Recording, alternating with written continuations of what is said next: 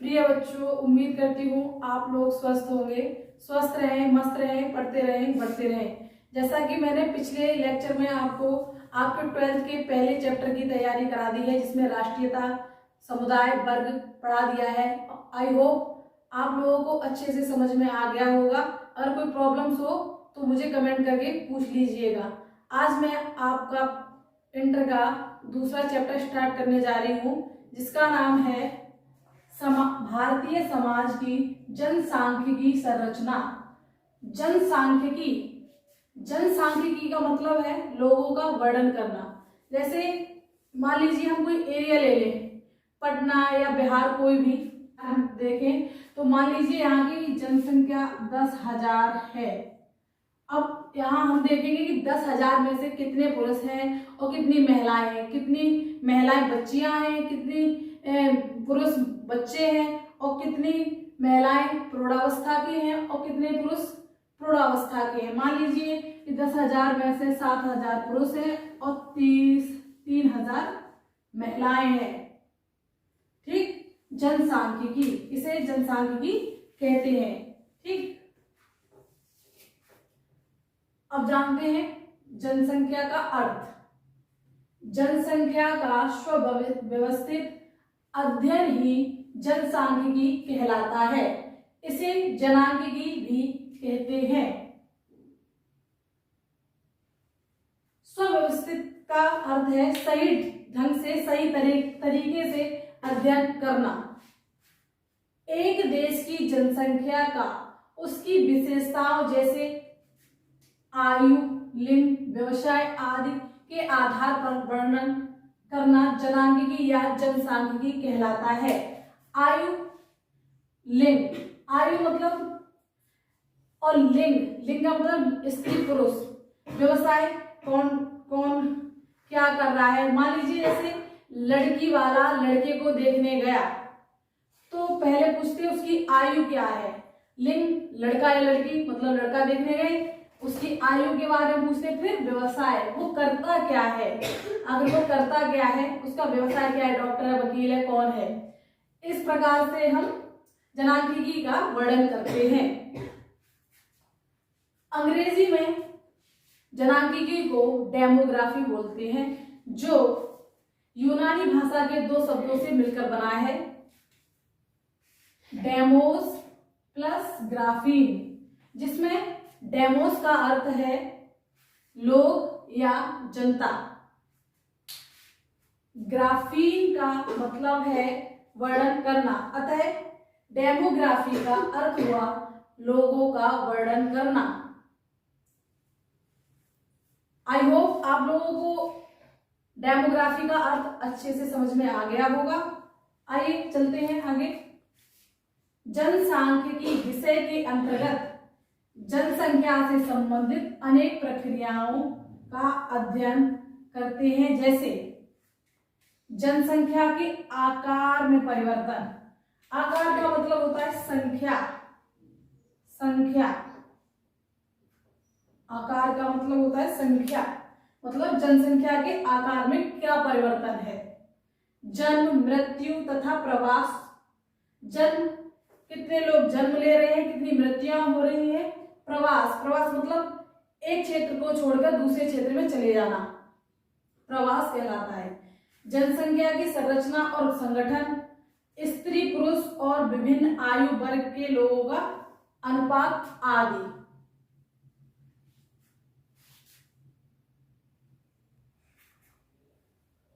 प्रवास मैंने बताया था एक क्षेत्र को छोड़कर दूसरे क्षेत्र में जाना, मतलब जैसे यूपी के लोग दिल्ली में जाते हैं, बिहार में चले जाते हैं, बिहार के लोग दिल्ली में बस जाते हैं, इसको प्रवास बोलते हैं। ठीक, अब पढ़ाऊंगी मैं जनांकिकी के प्रकार। जनांकिकी के दो प्रकार होते हैं, आकारिक जनांकिकी और सामाजिक जनांकिकी। आकारिक जनांकिकी के अंतर्गत हम जनसंख्या के आकार का अध्ययन करते हैं। जैसे महिलाओं की संख्या, आकार का मतलब संख्या ही होता है। पुरुषों की संख्या क्या है, महिलाओं की संख्या क्या है, किसी विशेष क्षेत्र में काम करने वाले लोगों की क्या संख्या है, क्या उनकी जनसंख्या है, देश में गरीबों की संख्या आदि। अब पढ़ाऊंगी सामाजिक जनसांख्यिकी।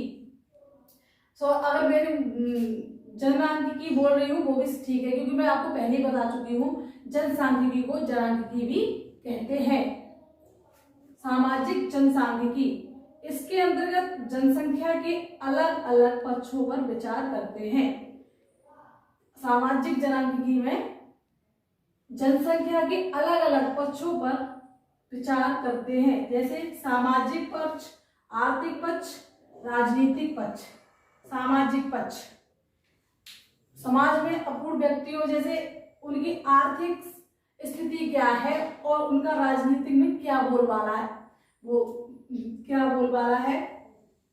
इसी प्रकार से सामाजिक जनांख्यिकी के अंतर्गत अलग अलग पक्षों पर विचार किया जाता है। सामाजिक पक्ष, आर्थिक पक्ष, राजनीतिक पक्ष।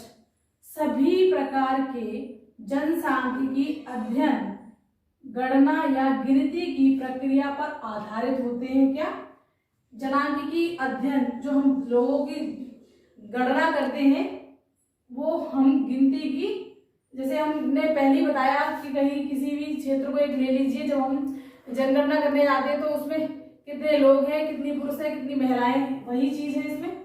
जैसे जनगणना या सर्वेक्षण, जिनके अंतर्गत एक निर्धारित प्रदेश के भीतर रहने वाले लोगों के बारे में सुव्यवस्थित रीति से आंकड़े एकत्रित करना। जनगणना या सर्वेक्षण, जिसके अंतर्गत एक निर्धारित प्रदेश, कोई भी प्रदेश ले लीजिए, चाहे मध्य प्रदेश, चाहे उत्तर प्रदेश, कोई भी प्रदेश ले लीजिए, जिसके भीतर रहने वाली जो जनसंख्या है उसके सुव्यवस्थित आंकड़े को एकत्रित करते हैं। जनांख्यिकी के प्रकार बता चुके हैं। जनांख्यिकी के प्रकार 2 थे, अब बता रहे हैं जनांख्यिकी का समाजशास्त्र के क्षेत्र में क्या महत्व है। जनसांख्यिकी का अध्ययन समाजशास्त्र के लिए अति महत्वपूर्ण है। जनसांख्यिकी का अध्ययन समाजशास्त्र के लिए अति महत्वपूर्ण है। जनसांख्यिकी के कारण ही समाजशास्त्र को आज एक अलग अकादमिक विषय के रूप में जाना जाता है। अकादमिक का मतलब है एक अपना खुद का, ठीक। जनसांख्यिकी के कारण ही समाजशास्त्र को आज अलग अकादमिक विषय के रूप में जाना जाता है। 18वीं शताब्दी के उत्तरार्ध में यूरोप में 2 विभिन्न घटनाएं लगभग साथ साथ घटित हुई। फ्रांस की क्रांति 1789 में हुई थी, तो हमारे राष्ट्रवाद की भावना, राष्ट्रवाद का मतलब अपने राष्ट्र से प्रेम करना। उसके बाद 18वीं शताब्दी के उत्तरार्ध में यूरोप में 2 घटनाएं लगभग साथ साथ घटित हुई। पहली घटना थी राजनीतिक संगठन के रूप में राष्ट्र राज्य की स्थापना करना।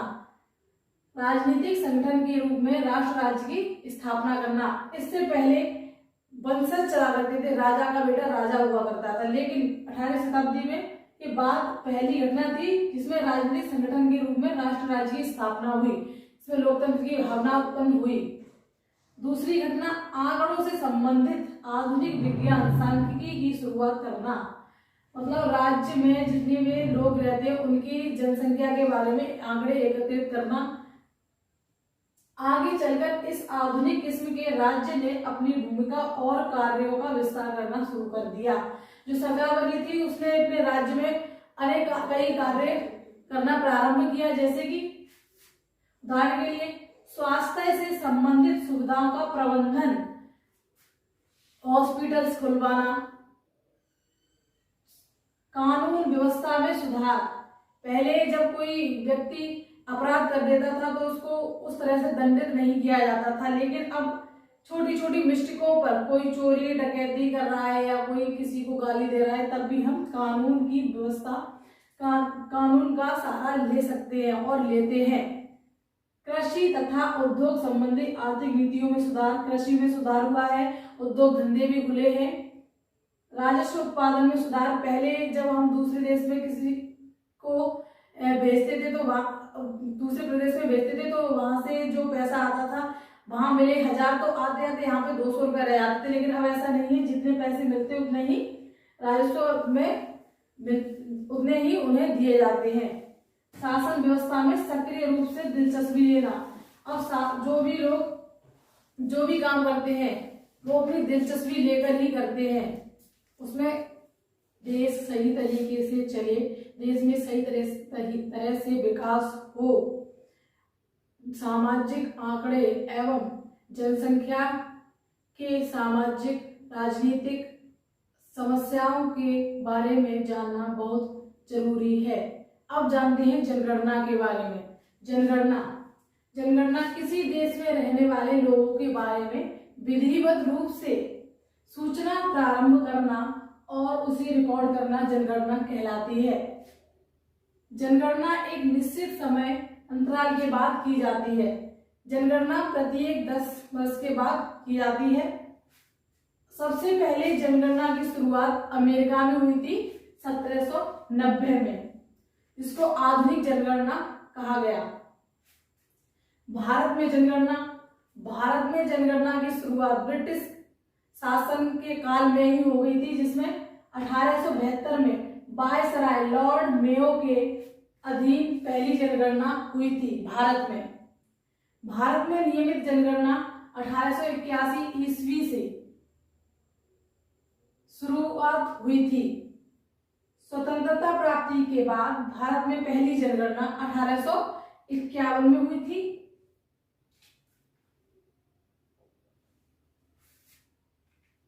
जनगणना प्रत्येक 10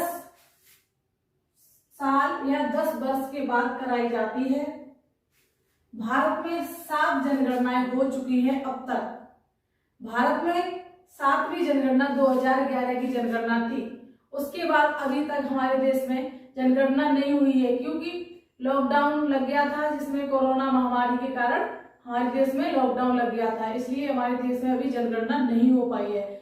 2011 के आंकड़ों के अनुसार देखें तो हमारे देश की जनसंख्या 121 करोड़ थी, जिसमें भारत देश चीन से दूसरे नंबर पे था। किसना? जनसंख्या में चीन से दूसरे नंबर पर था भारत जनसंख्या की दृष्टि से। लेकिन अभी जो आंकड़े निकल कर आएंगे तो भारत पहले नंबर पे है जनसंख्या के क्षेत्र में। अब 2023 में भारत देश जनसंख्या के क्षेत्र में पहले नंबर पर है, जिसकी जनसंख्या 142 करोड़ तय की गई है। करोड़।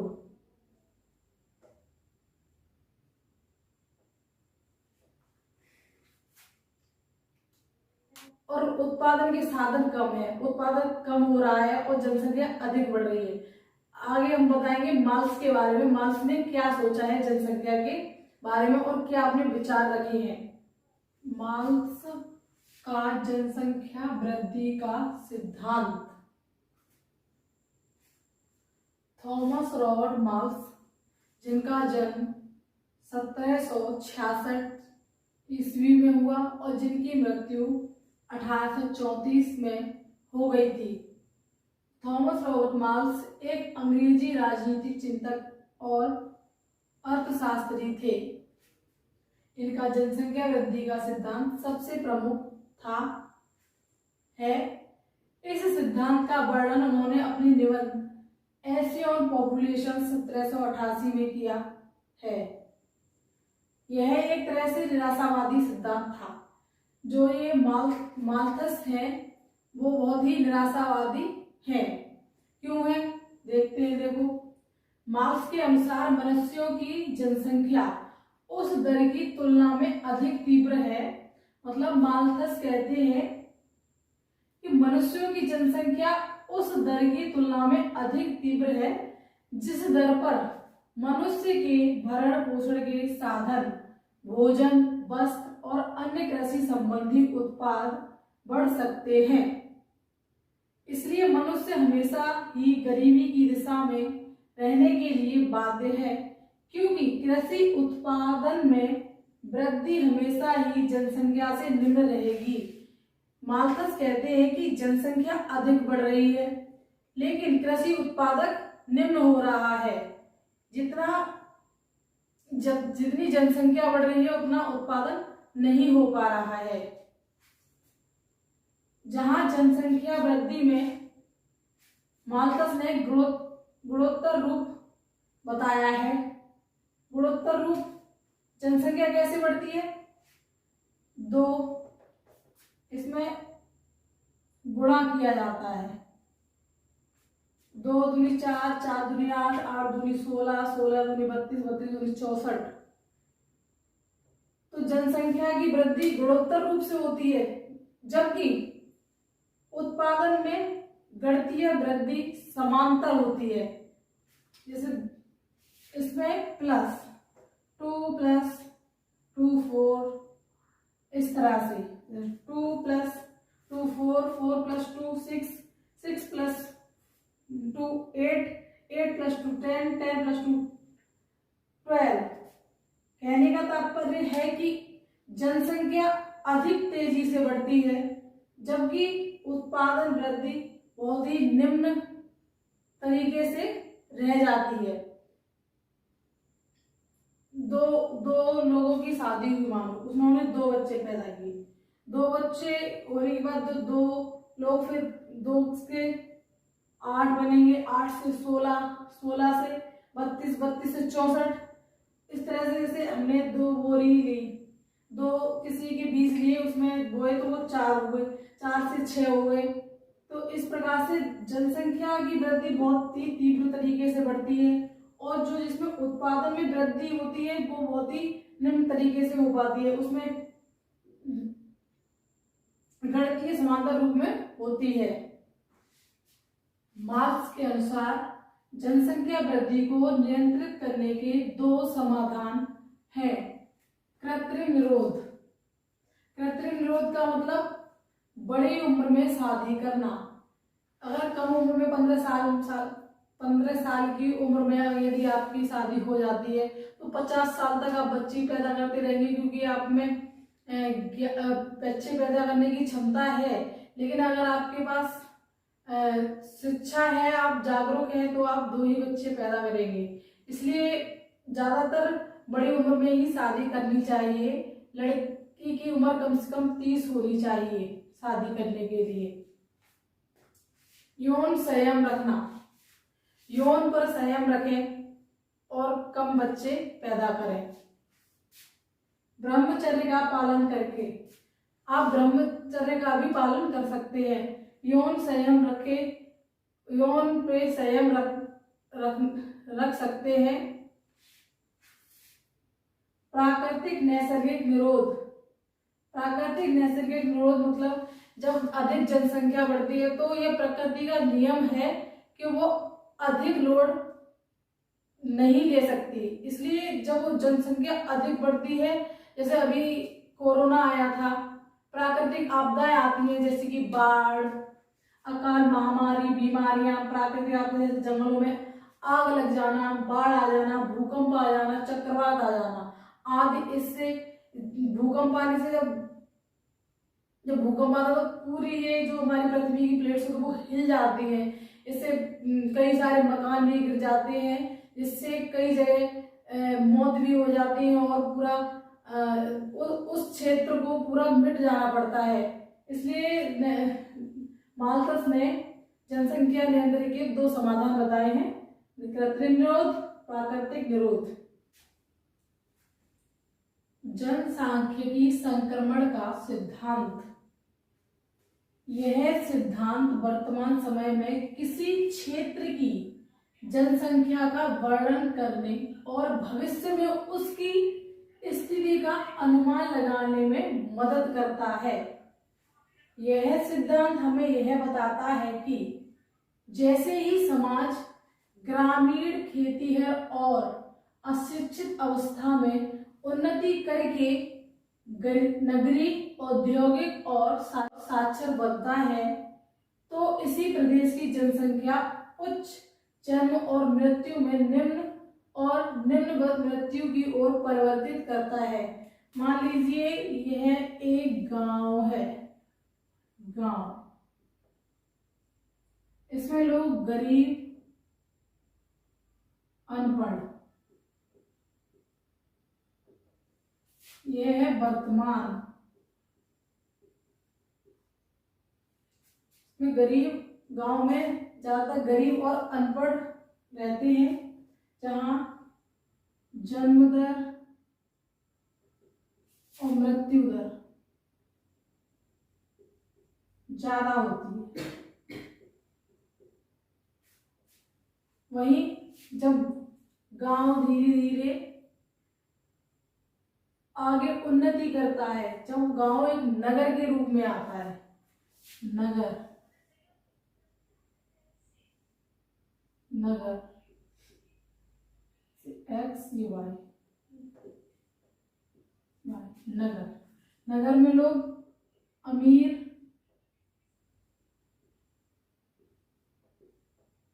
शिक्षित, जन्म दर मृत्यु दर कम होती है, क्योंकि नगर में लोग अमीर और शिक्षित होते हैं। तो शिक्षित होते हैं तो वह 2 से अधिक बच्चे पैदा नहीं करते, और नगरों में स्वास्थ्य का संसाधन होते हैं, जैसे अस्पताल पास में, मेडिकल्स होना, तो यहाँ पे मृत्यु दर भी कम ही होती है। जनसांख्यिकी संक्रमण का सिद्धांत में हम पढ़ेंगे, इस सिद्धांत के अनुसार जनसंख्या वृद्धि के 3 बुनियादी चरण हैं। प्रथम चरण यानी कि पहला चरण, जिसमें इस चरण में जनसंख्या वृद्धि कम होती है, क्योंकि यहाँ समाज अल्प विकसित और तकनीकी दृष्टि से पिछड़ा होता है। इस चरण में मृत्यु दर, जन्म दर दोनों उच्च स्तर पर होती है। दूसरा चरण, इस चरण में जन्म दर ऊंची एवं मृत्यु दर निम्न होती है। इसमें जनसंख्या विस्फोट की स्थिति बनी रहती है, मतलब अधिक जनसंख्या, समाज में निरक्षरता एवं अज्ञानता पाई जाती है। इस दूसरे चरण में लोग पढ़े लिखे नहीं होते हैं, वो ज्यादातर साक्षर नहीं होते हैं। इस चरण को विकासशील देशों की श्रेणी में रखा जाता है। कुछ विकसित होने के अग्रसर पर हैं, जैसे कि भारत, पाकिस्तान अल्प विकसित देश है। तीसरा चरण, इस चरण में जन्म दर, मृत्यु दर निम्न होती है। यहाँ के लोग शिक्षित एवं जागरूक होते हैं, चिकित्सा स्वास्थ्य की भरपूर सुविधाएं होती हैं। यह चरण विकसित देश की श्रेणी में आता है, जैसे कि जापान, रूस, अमेरिका, ब्रिटेन, फ्रांस आदि। आई होप आपको आज के लेक्चर समझ में आया होगा। उम्मीद करती हूँ कि आप अच्छे से पढ़ें। चैनल को सब्सक्राइब करें, लाइक करें, शेयर करें अपने दोस्तों के साथ जो 12th की यूपी बोर्ड एग्जाम की तैयारी कर रहे हैं, जिनको प्रॉब्लम्स है। Thank you.